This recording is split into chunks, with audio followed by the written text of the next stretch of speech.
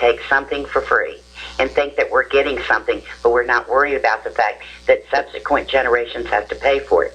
Like, you want to go back. We can't go back. Eventually, there will be no currency in the United States. There will be no banks in the United States because everything is going to go computer. All that will disappear. You're not going to stop where America is going. What you can stop is the government being so large that it has to spend money and waste money to perpetuate itself. And that's our fault. That's the American. All the people would just have to change their habits of how they spend, how they. I mean, if you raise whoever dreamed it, fine, that they would pay. You've got the state of Tennessee telling here in Campbell County how much you're supposed to pay your elected officials. Why? I understand. Because government perpetuating government. Well, I agree with you 100%. Don't say anything about it. Now, that man that called about the road, I know that road being messed up is an inconvenience, but does he ever stop to think how much debt this county is going in day after day after day with exorbitant salaries, wasting money, and not somebody pulling in the strings on it? Again, who would ever dream that they'd ever pay $18 to $20 for a steak? Well, we do it all the time. I mean, that's something that. But if you don't buy the steak price will drop. I know. They know we'll spend it. We have credit cards now. But we have ways of debt. If you get $10 more an hour, you spend $15 more. See, we kind of living on this. Well, it'll happen tomorrow. Well, here, I think the problem has been is we increase the prices of goods and services, but we don't increase the wages, and that's how that 95% or 99% of the money is going to the top. Prices go up. It's going to the top. If they would just quit increasing their prices and give some kind of a break as far as. But if they increase the wages, then they have to take their profit. No, they just have to cut. They just have to increase their profit level. They just have to cut their profit margins. That's all they have to do. All right, but the thing of it is, we as consumers drive this market. But it's like our governor last year made $1 billion. $1 billion in 1 year. Do they need that $1 billion? And they already got $1 billion. Don't need it. Cut their profit. But if you had a chance to do it, wouldn't you do it? But it's basically. No, I would not. Well, we're sold on this thing that if the more money you have, the more money you could do this, the more money you do this, and it goes on and on and on. Well, I mean, again, it's just an unending thing. But we don't need to be scoundrels, RL. I agree with you, scoundrels. I can't say that word for some reason. We'll say scoundrels. Scoundrels. We drive the reason that Walmart is big as it is because we as a public have made it big. Oh, that's right. You're exactly. And like I say, but when I listen, I'm very carefully to Mr. Obama. I don't jump on him one way or the other, but he's criticized Christians. He says these things. He considers himself an intellectual. We were going to have a but he has delivered on one promise. I am going to make sure that in my presidency, I'm going to transform America, and he has done it. Yeah, appreciate you, Cop. Bye. Got to run. I'll be back after these words from our sponsors.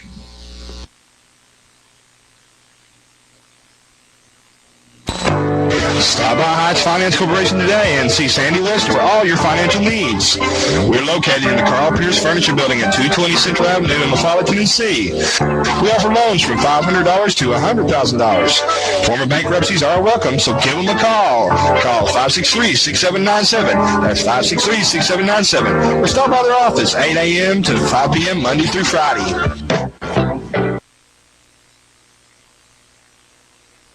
Razor, Ranger, Sportsman, Ace. If you live for the outdoors, there's a Polaris to match your passion. Confident, comfortable, capable. That's Ace. With a solo cockpit, automotive controls, independent suspension, all-wheel drive, and up to 45 horses of fuel-injected power. Calling it revolutionary would be an understatement. Polaris, the world leader in off-road innovation. Hi, my name is Jeremy Pierce. I may not be Jake from State Farm, but I do wear khakis. I've been here with Linda Kilgore's office for 2 years. I enjoy helping people make a decision regarding their insurance based on their needs and wants. I'm fully licensed. I enjoy selling auto, home, and life insurance. So feel free to come in or call in any time, and I'll be glad to help you.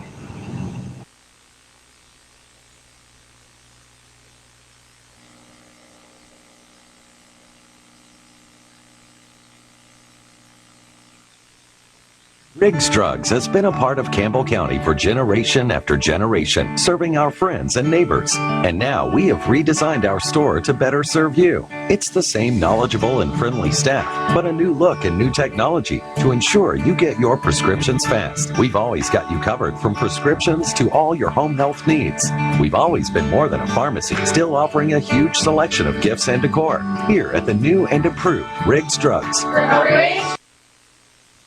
Are you missing out on extra Medicare benefits that you may be entitled to? Hi, my name is Blake McCoy with Independent Insurance Consultants. If you have Medicare A and B and have Medicaid, TennCare, QMB, or receive extra help on your prescription, drug premium, and copays, I want to make sure that you are receiving all the extra benefits that you are entitled to. Call me toll-free today. 1-866-691-5571 and let me help you. Okay, we're here. You're on the air, ma'am. Yes, I wanted to sound off on Michelle Obama.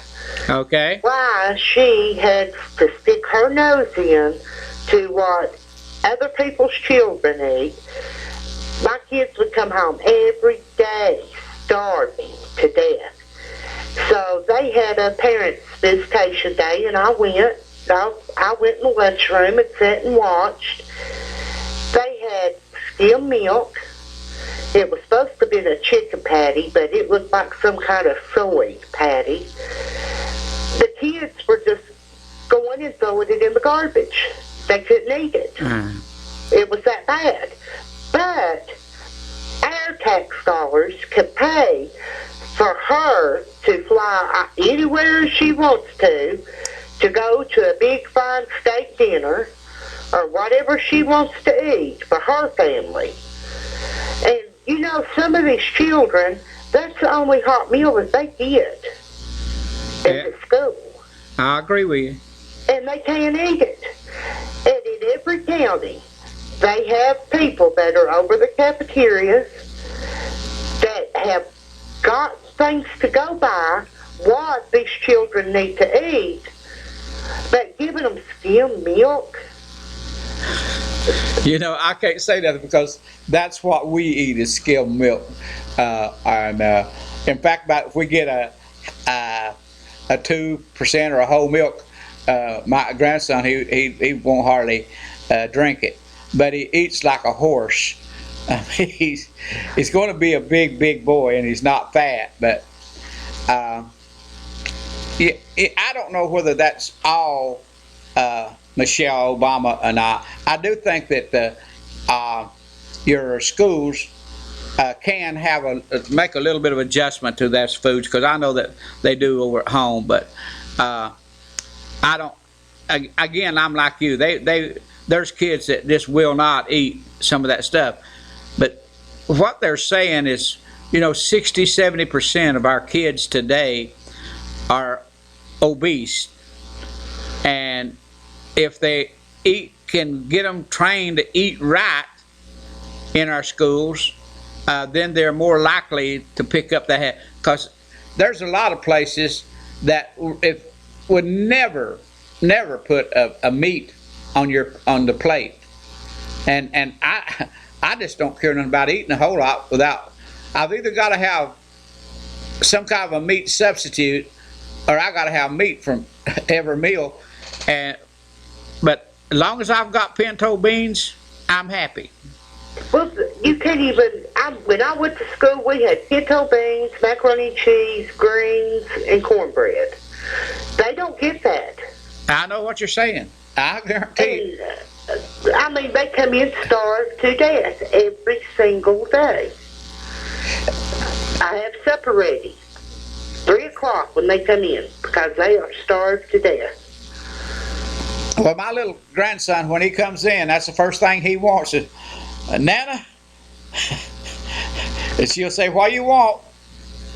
And I never seen a kid that likes beans and corn. He's corn crazy. Corn is not good for you. Well, they don't even. That day, they had given them a half of a banana. They had that chicken, well, it wasn't a chicken patty, it was some kind of soy patty. A half of a banana and the skim milk, and that was it. I think that somebody needs to talk to the cooks or somebody at that school.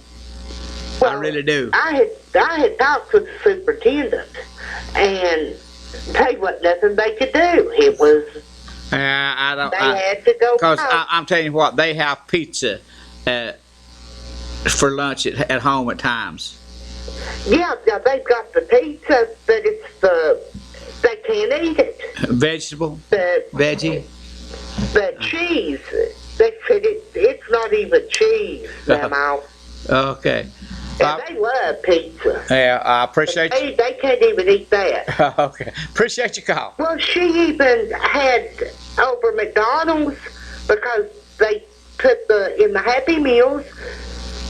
She had a say-so over that. I don't know. I mean, I'm serious. I don't know. But I don't know. No, she did. I went in to talk to them. They told me. Said that they had no choice but to change. They sure did. Yeah. Appreciate your call, ma'am. Hey, Thank you. Bye-bye. You're on the air. You're on the air. Yes. We've had a black president, we've had a white president, we've had Tito's and everything else. What kind of president will Hillary like? I think she'll make a good one. I think she will too. All right. Well, that's good to hear. I'm not the only one. Well, old man made the best that we had up till now. Yeah.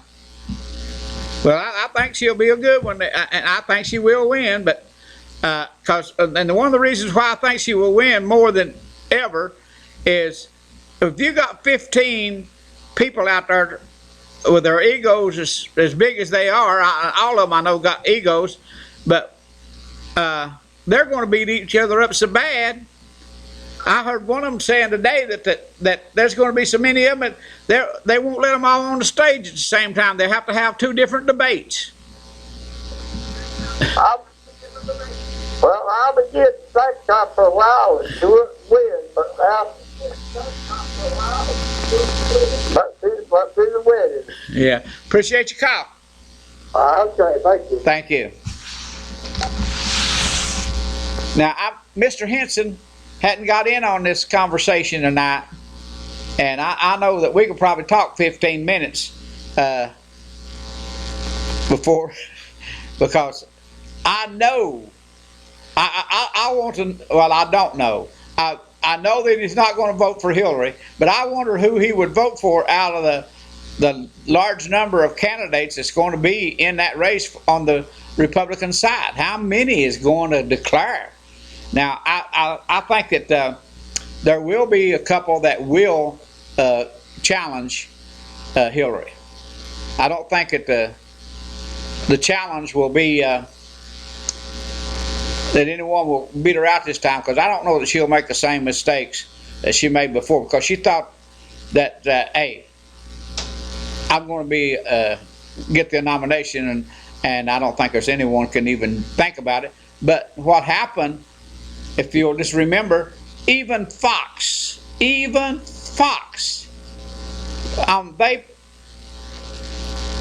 appraised Obama every which way that they could possibly appraise and put down Hillary, because they thought, well, if we'll get a black person get the nomination, he can't win. We'll get our Republican president. They made a mistake. You're on the air. Oh, really? Is that Donald Trump or whatever his name is? He gonna run? Well, he says going to run. He does that every presidential election, and he won't run. He will not run. There's no way.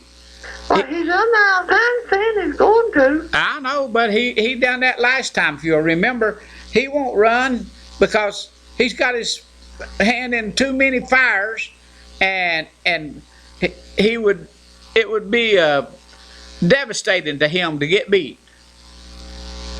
Oh, I appreciate your call. thank you. Thank you. You're on the air. Hey, good evening, Mr. Gibbs. Hey, buddy, how you doing? Just fine, thank you. What do you think that Hillary's going to do? Now, the only thing I've heard her say so far is she's going to be the,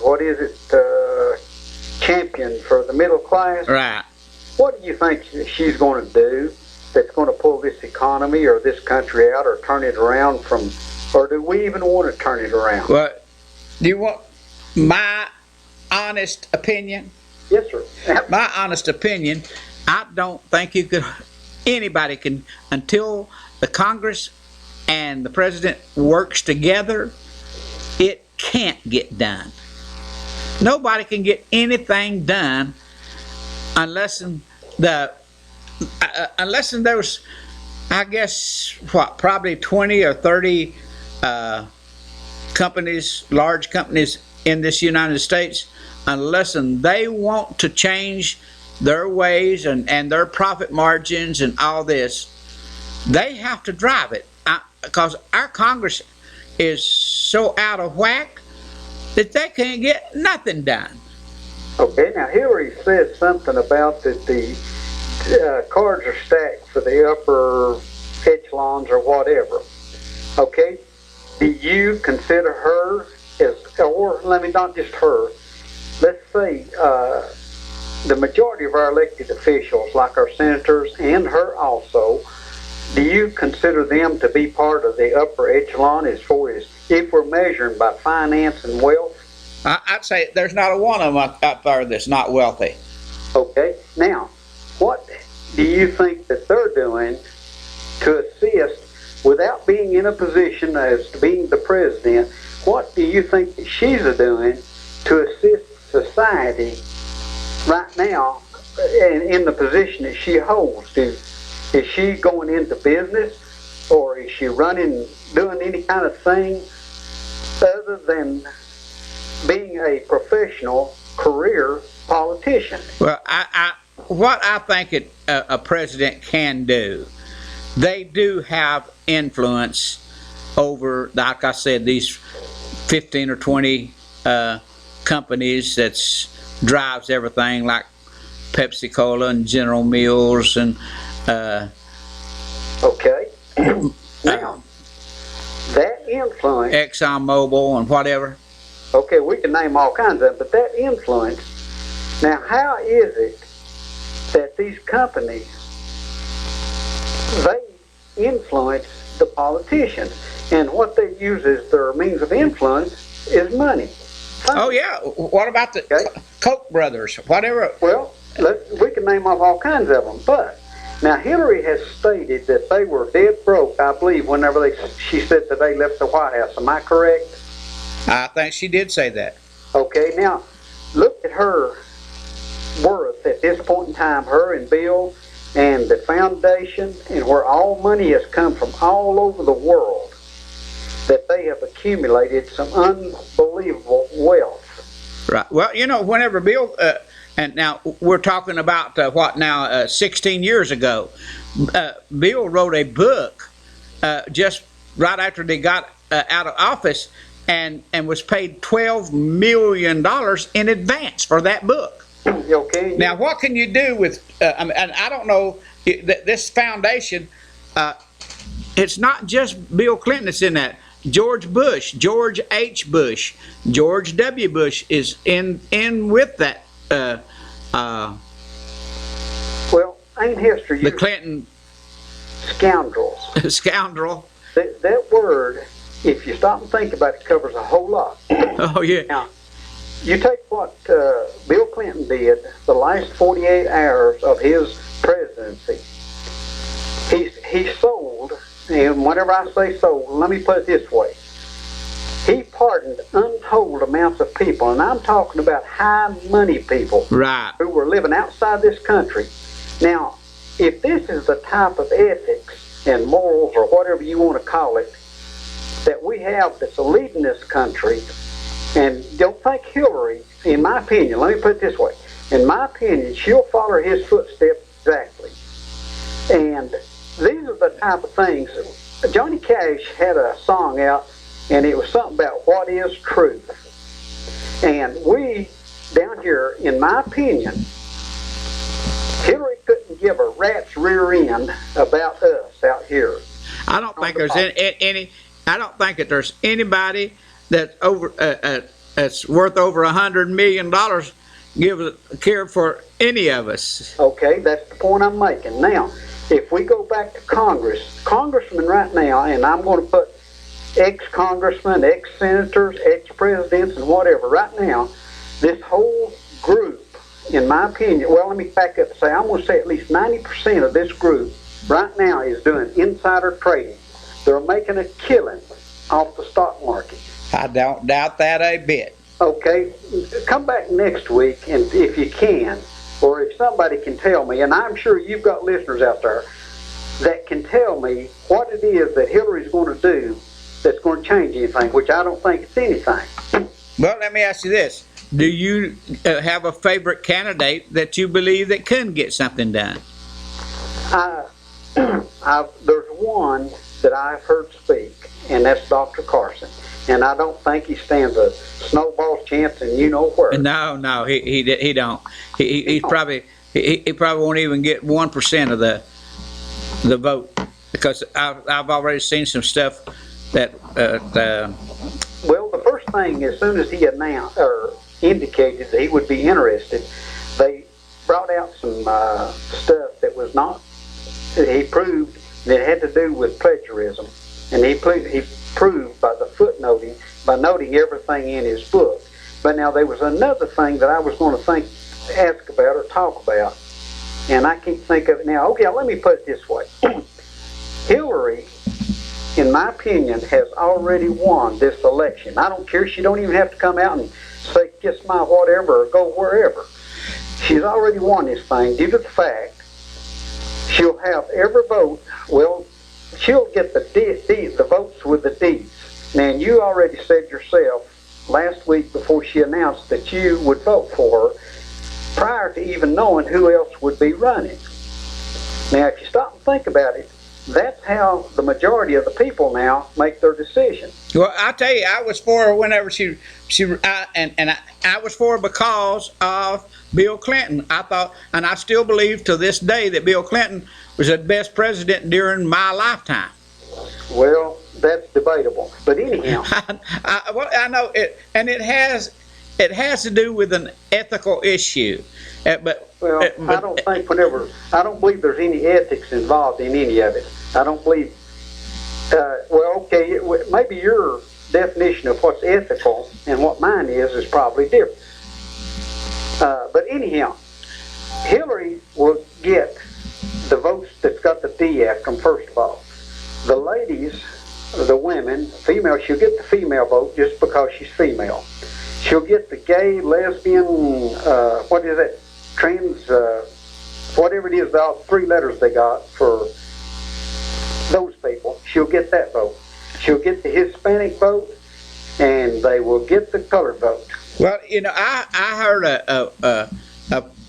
and that Savage, whatever his name is. Who? Savage. That's Savage. Yeah. Yeah. I believe he said that she could probably get elected and not get not one white man's vote. Well, that's a good possibility. But going back to something theoretically as to what you said about Congress and the president working together, then we could do away with one party, like the Republican Party do away with them, and then we would be in high clover. we wouldn't have anything to worry about. No. I don't see it that way either. Don't- I think that our three branches of government has why we've been so great. And right now, we're not working with three branches of government. We're working with just one branch of government. You can't tell who's Democrat and who's Republican anymore. Okay, and which branch are we talking about now? We're talking about judicial, legislative, and executive. Which branch are we talking about we're operating under? I think we're operating under judicial because I think our Supreme Court, whenever they got into and separated the thing between Al Gore and George Bush, it's never been the same. That was back then. Right now, I would say that we are operating most likely under one segment of the government, that's the executive, because the president doesn't seem to be relying on anything that Congress has. Well, I thought the same thing about George Bush. I really did. I thought George Bush didn't. Whenever if they summons them or wanted anything, they wouldn't give them nothing. Wouldn't even show up. Well, I'm going back to the executive orders. And another thing right now, this is another subject. On our immigration, I'm hearing now that our borders are we're being invaded from the south again because the weathers are getting right. And I just heard something else. This is another thing. Putin just announced that he's going to supply a missile to Iran, and it's called an S-300, I believe is what they call it. This thing will bring down our fighter planes at 16 miles out, and it has capacity to hit multiple targets. And he's going to provide these to Iran. Now, do you think the president will take a stand on that? And also, did you hear where one of the Russian fighter planes harassed one of our reconnaissance planes today? I hadn't heard any news today at all. Okay.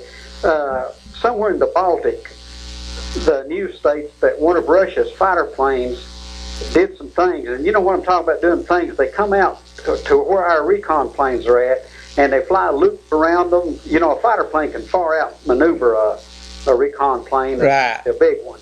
And they come out and fly upside down and do loops and, and all this stuff. And I think we sent them a letter telling them that was unprofessional. Anyhow, Mr. Gibson, I appreciate the time. Well, now,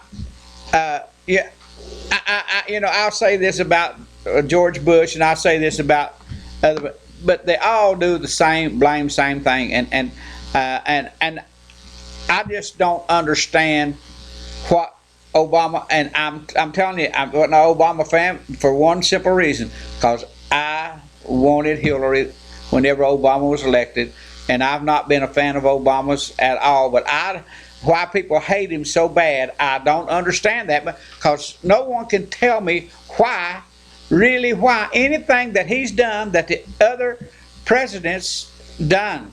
Okay, now, here, whenever you make a comparison in that manner, I have a problem with justifying one person's actions due to the fact that some other person did a worse action or something like that. Yeah.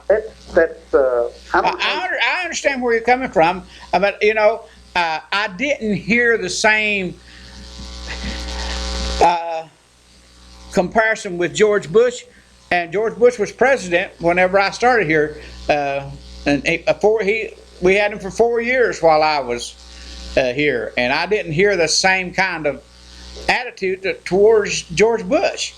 And like I say, I'll listen to anybody else's, and I know you guys listen to me every week, put up with us and put up with me, and I don't see how you put up with me sometimes, but because I don't know, one of these things that I look around, and the things that's the most important to me is we got more people working now than we had whenever Bush was in there. We had 2 wars and spent more money than all the other presidents put together, but now here comes Obama, and he inherited these wars. He didn't start them. But now, if we'd have listened to McCain and some of them others, we would have been fighting Russia, we would have been fighting Iran, and we would have been fighting Syria. Right now, we would have a war going on with all three of those countries that we're not in war with right now. But we would definitely have been in war with them if we would listen to the other side. And I think that's smart. Negotiate. I heard people say, "Oh, we got to show our strength. We can't negotiate." We've went past, and McCain was one. We went past the deadline 2 days. Well, no, you don't go between the deadline. Well, that's what I call bullying. I think it is bullying whenever you say, you do it my way or the highway. And I really believe that that's basically the Republican stand. You do it with force. And I don't believe in that. I believe that you don't get up from that table as long as they're talking. Okay, from my stance on this, and I have only taken an interest in this politics in the last few years, but no, you got interested in that politics and whenever you ran for alderman down at city council. Boy, you don't know how many times I think whatever I didn't get that position. Man, I'm thankful every time about that one. Oh, there's a song used to be, "Thank God for unanswered prayers." Yeah. Putting a prayer, but I'm sure thankfully it didn't happen. Mr. Gibson, you're running up against hard time. Yeah, well, yeah, I'm running up time. I gotta go. I'm past time. She'll get on me. Best of your situation. We'll talk to you then. Okay, thank you. Bye-bye. I'll see you all next week. I hope that you'll continue to watch the show, and good night, everybody.